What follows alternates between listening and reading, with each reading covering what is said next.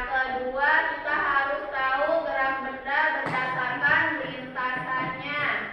Yang ketiga, faktor yang mempengaruhi gerak benda.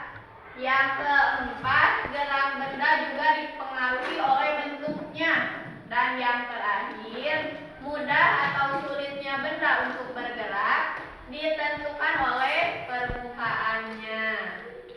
Ada yang tahu enggak gerak itu apa? Enggak. Ya udah, Ibu kasih tahu. Gerak itu bisa diartikan sebagai perubahan posisi suatu benda. Misalnya, penghapus ini ada di sebelah kanan. Ibu geser ke sebelah kiri.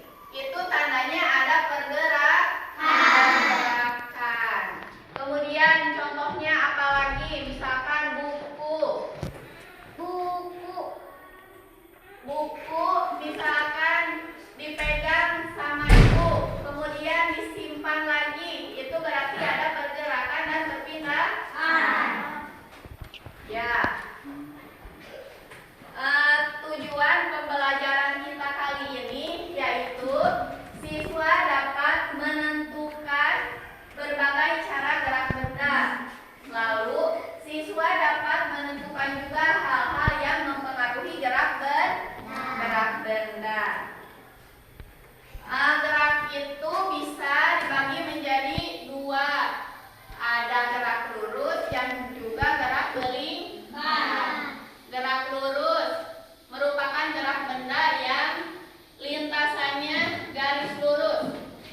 Contohnya apa? Contohnya ketika kita memegang senter, lalu kita menghidupkan senter, apakah cahayanya lurus? Lurus ya, nggak berbelok ya? Enggak. Kemudian yang gerakannya melingkar, contohnya siapa di sini yang pernah ke pasar malam? Tahu ada permainan yang memutar? Kincir ya. Itu gerakannya bagaimana? Melingkar ya? Melingkar. Kemudian faktor yang mempengaruhi gerak benda apa aja?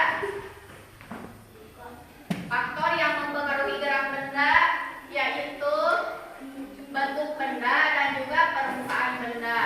Ukuran dan berat benda juga dapat mempengaruhi gerak benda. Contohnya, benda yang ukurannya kecil dan ringan akan mudah bergerak. Tetapi sebaliknya, ketika benda yang berukuran besar dan berat akan lambat ketika bergerak. Contohnya apa Ibu? Contohnya kursi dan lemari. Lebih besar mana? Lemari. Lebih besar lemari. Ketika Ibu menggerakkan kursi, Ibu akan mudah. Tapi ketika Ibu menggerakkan lemari, itu akan terasa sulit karena berat. Mengerti? Iya. Kemudian gerak benda juga dipengaruhi oleh bentuknya.